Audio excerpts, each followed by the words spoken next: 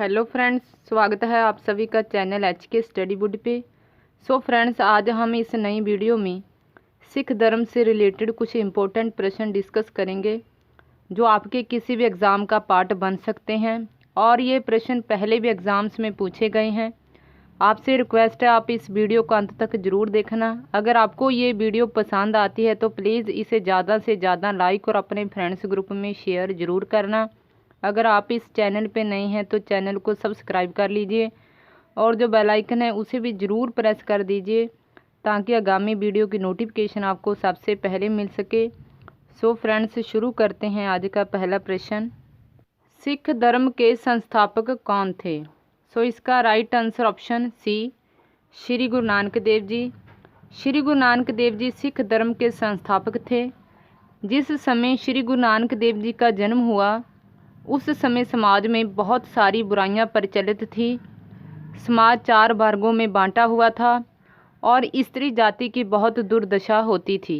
इन्होंने स्त्री जाति के उत्थान के लिए बहुत कार्य किए और इन्होंने लोगों में से अज्ञान रूपी अंधेरे को दूर किया और उनमें ज्ञान रूपी प्रकाश किया। नेक्स्ट, श्री गुरु नानक देव जी का जन्म कब हुआ? सो इसका राइट आंसर ऑप्शन 1, 15 अप्रैल 1469 ईस्वी। 15 अप्रैल 1469 ईस्वी को श्री गुरु नानक देव जी का जन्म हुआ था और इनका जन्म राय भोए की तलवंडी ननकाना साहिब, जो प्रेजेंट टाइम में पाकिस्तान में स्थित है, वहाँ पे हुआ था। इनके पिताजी का नाम मेहता कालू राम जी था और इनके माता जी का नाम तृप्ता देवी जी था और इनकी एक बहन थी जिनका नाम बेबे नानकी था। नेक्स्ट, किस सिख गुरु ने गुरमुखी लिपि को विकसित और लोकप्रिय किया? सो इसका right answer option D, Shri Guru Angad Dev ji. सिखों के दूसरे गुरु श्री गुरु अंगद देव जी ने गुरमुखी लिपि को विकसित और लोकप्रिय किया था। अदर ऑप्शन डिस्कस कर लेते हैं फ्रेंड्स। श्री गुरु नानक देव जी, तो ये सिखों के प्रथम गुरु थे। श्री गुरु अर्जन देव जी, ये सिखों के 5वें गुरु थे और श्री गुरु गोबिंद सिंह जी, ये सिखों के 10वें गुरु थे। नेक्स्ट, जपजी साहिब किस सिख गुरु द्वारा रची गई वाणी है? सो इसका right answer option D, Shri Guru Nanak Dev ji. सिखों के प्रथम गुरु श्री गुरु नानक देव जी ने जपजी साहिब वाणी की रचना की थी। इन्होंने और भी बहुत सारी वाणी रची है, जैसे कि बारमाज, आशा की बार, सिद्ध गोष्ठ, 12 माह और पट्टी आदि। ये सभी वाणियाँ गुरु नानक देव जी द्वारा रची गई वाणियाँ हैं। जपजी साहिब ये एक ऐसी वाणी है जो बिना रागों के गाई जाती है। नेक्स्ट, श्री गुरु ग्रंथ साहिब जी की संपादना किस गुरु ने की? सो इसका राइट आंसर ऑप्शन ए, श्री गुरु अर्जन देव जी। सिखों के 5वें गुरु श्री गुरु अर्जन देव जी ने श्री गुरु ग्रंथ साहिब जी की संपादना की थी। इन्होंने सारी वाणी को एकत्रित किया और सारी वाणी भाई गुरदास जी से लिखवाई। भाई गुरदास जी उस समय के एक बहुत ही महान कवि और लिखारी थे। इन्होंने 12 की रचना भी की थी जो श्री गुरु ग्रंथ साहिब में अंकित है।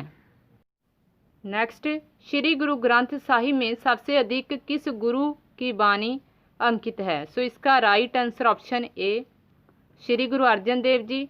सिखों के 5वें गुरु श्री गुरु अर्जन देव जी द्वारा रची गई सबसे अधिक वाणी श्री गुरु ग्रंथ साहिब में अंकित है। श्री सुखमनी साहिब, तो ये श्री गुरु अर्जन देव जी द्वारा रची गई बहुत ही प्रसिद्ध वाणी है। नेक्स्ट, मीरी और पीरी की 2 तलवारें किस सिख गुरु ने धारण की? सो इसका right answer option B, Shri Guru Hargobind Sahib जी। सिखों के 6ठे गुरु श्री गुरु हरगोबिंद साहिब जी ने मीरी और पीरी की 2 तलवारें धारण की थी। मीरी राजनीतिक सत्ता की प्रतीक थी और पीरी धार्मिक सत्ता की प्रतीक थी। नई नीति के अनुसार इन्होंने इन 2 तलवारों को धारण किया था क्योंकि उस समय मुगलों द्वारा आम लोगों पर बहुत अत्याचार किए जाते थे और इन्होंने इन अत्याचारों का सामना करने के लिए इन तलवारों को धारण किया था। नेक्स्ट, अमृतसर में अकाल तख्त का निर्माण किस सिख गुरु ने करवाया था? तो इसका राइट आंसर ऑप्शन डी गुरु हरगोबिंद साहिब जी। सिखों के छठे गुरु गुरु हरगोबिंद साहिब जी ने अमृतसर में अकाल तख्त का निर्माण करवाया था और यहाँ पे गुरु हरगोबिंद साहिब जी सिखों के राजनीतिक मसले हल करते थे। नेक्स्ट, सबसे पहले शहीद होने वाले सिख गुरु कौन थे? सो इसका right answer option B Shri Guru Arjan Dev ji. सिखों के पांचवें गुरु श्री गुरु अर्जन देव जी सबसे पहले शहीद होने वाले सिख गुरु थे। इन्हें जहांगीर ने लाहौर में 30 मई 1606 ईस्वी को शहीद किया था। नेक्स्ट, पटना में किस सिख गुरु का जन्म हुआ था? सो इसका right answer option B Shri Guru Gobind Singh ji. सिखों के 10वें गुरु श्री गुरु गोबिंद सिंह जी का 22 दिसंबर 1666 ईस्वी में पटना में जन्म हुआ था और ये श्री गुरु तेग बहादुर जी के एकलौते पुत्र थे और इनकी माता जी का नाम माता गुजरी जी था। जिस समय इनके पिता श्री गुरु तेग बहादुर जी की शहादत हुई उस समय इनकी आयु मात्र 9 वर्ष थी। नेक्स्ट, श्री गुरु ग्रंथ साहिब में कितने रागों में बानी अंकित है? सो इसका right answer option B 31। Shri Guru Granth Sahib में 31 रागों में बानी अंकित है। Very very important question friends, Khalsa पंथ की स्थापना किस सिख गुरु ने की थी? सो इसका राइट आंसर ऑप्शन ए श्री गुरु गोविंद सिंह जी। सिखों के 10वें गुरु श्री गुरु गोविंद सिंह जी ने 13 अप्रैल 1699 ईस्वी को बैसाखी वाले दिन श्री आनंदपुर साहिब में खालसा पंथ की स्थापना की थी। इन्होंने 5 प्यारों को खंडे की पाहुल यानी कि अमृत दिया था और उनके नाम के साथ सिंह शब्द लगाया था। सिंह का अर्थ है शेर। इन्होंने लोगों को जुल्म का सामना करने के लिए शेर बनाया था। जिन 5 प्यारों को इन्होंने खंडे की पाहुल दी थी उनके नाम है भाई दयाराम जी, भाई धर्मदास जी, भाई मोहकम चंद जी, भाई साहिब चंद जी और भाई हिम्मत राय जी। और खंडे की पाहुल देने के बाद इनके नाम के साथ सिंह शब्द लगाया गया था। नेक्स्ट, श्री गुरु तेग बहादुर जी को कब शहीद किया गया? सो इसका राइट आंसर ऑप्शन ए 11 नवंबर 1675 ईस्वी को दिल्ली में चांदनी चौक में श्री गुरु तेग बहादुर जी को शहीद किया गया था। उस समय मुगल बादशाह औरंगजेब का शासन था। वह एक बहुत ही कट्टर और सुन्नी मुसलमान था। अदर ऑप्शन देखते हैं फ्रेंड्स। 30 मई 1606 ईस्वी, तो इसके बारे में हम पहले भी डिस्कस कर चुके हैं। 30 मई 1606 ईस्वी को सिखों के 5वें गुरु श्री गुरु अर्जन देव जी को जहांगीर ने लाहौर में शहीद करवाया था। नेक्स्ट, किस मुगल बादशाह ने कश्मीरी पंडितों पर सबसे अधिक अत्याचार किए? सो इसका राइट आंसर ऑप्शन ए औरंगजेब। मुगल बादशाह औरंगजेब ने कश्मीरी पंडितों पर सबसे अधिक अत्याचार किए थे। औरंगजेब एक बहुत ही कट्टर और सुन्नी मुसलमान था और ये कश्मीरी पंडितों को ज़बरदस्ती मुसलमान बनाता था और इसने सिखों के 9वें गुरु श्री गुरु तेग बहादुर जी को भी दिल्ली के चांदनी चौक में शहीद किया था और औरंगजेब तो इसे जिंदा पीर के नाम से भी जाना जाता है। नेक्स्ट, किस सिख गुरु को बाल गुरु के नाम से भी जाना जाता है? सो इसका right answer option B Shri Guru Harkrishan जी। सिखों के 8वें गुरु श्री गुरु हरकृष्ण जी को बाल गुरु के नाम से जाना जाता है।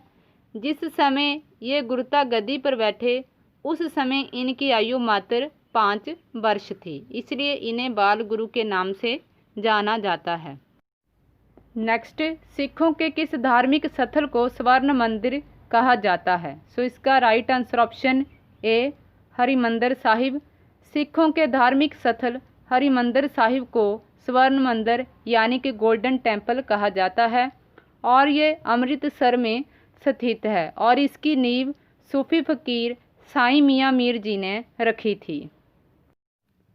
नेक्स्ट, हरिमंदिर साहिब की नींव किस सूफी संत ने रखी थी? सो इसका right answer option B Sai Mian Mir. Harimandir Sahib की नींव सूफी संत साईं मियाँ मीर जी ने रखी थी। नेक्स्ट, चमकौर की लड़ाई में किस सिख गुरु के 2 पुत्र शहीद हुए? सो इसका राइट आंसर ऑप्शन ए श्री गुरु गोविंद सिंह जी। सिखों के 10वें गुरु श्री गुरु गोविंद सिंह जी के 2 पुत्र साहिबजादा अजीत सिंह और साहिबजादा जुझार सिंह चमकौर की लड़ाई में शहीद हुए और ये लड़ाई 1704 ईस्वी में लड़ी गई थी। नेक्स्ट, 10वें ग्रंथ की रचना किस सिख गुरु ने की थी? सो इसका राइट आंसर ऑप्शन डी गुरु गोविंद सिंह जी। सिखों के 10वें गुरु श्री गुरु गोविंद सिंह जी ने 10वें ग्रंथ की रचना की थी। नेक्स्ट, श्री गुरु गोविंद सिंह जी ने कुल कितनी लड़ाइयाँ लड़ी? सो इसका राइट आंसर ऑप्शन ए 14। श्री गुरु गोविंद सिंह जी ने कुल 14 लड़ाइयाँ लड़ी और ये सभी लड़ाइयों में विजयी रहे थे। नेक्स्ट, मुगल बादशाह जहांगीर ने किस सिख गुरु को शहीद किया था? सो इसका right answer option B Shri Guru Arjan Dev ji. सिखों के 5वें गुरु श्री गुरु अर्जन देव जी को मुगल बादशाह जहांगीर ने 30 मई 1606 ईस्वी में लाहौर में शहीद किया था। नेक्स्ट, श्री गुरु गोविंद सिंह जी ने अंतिम लड़ाई कौन सी लड़ी? सो इसका right answer option D Muktsar. Shri Guru Gobind Singh ji ने अंतिम लड़ाई मुक्तसर की लड़ी थी और इस लड़ाई को खिदराने की लड़ाई भी कहा जाता है। अदर ऑप्शन डिस्कस कर लेते हैं फ्रेंड्स।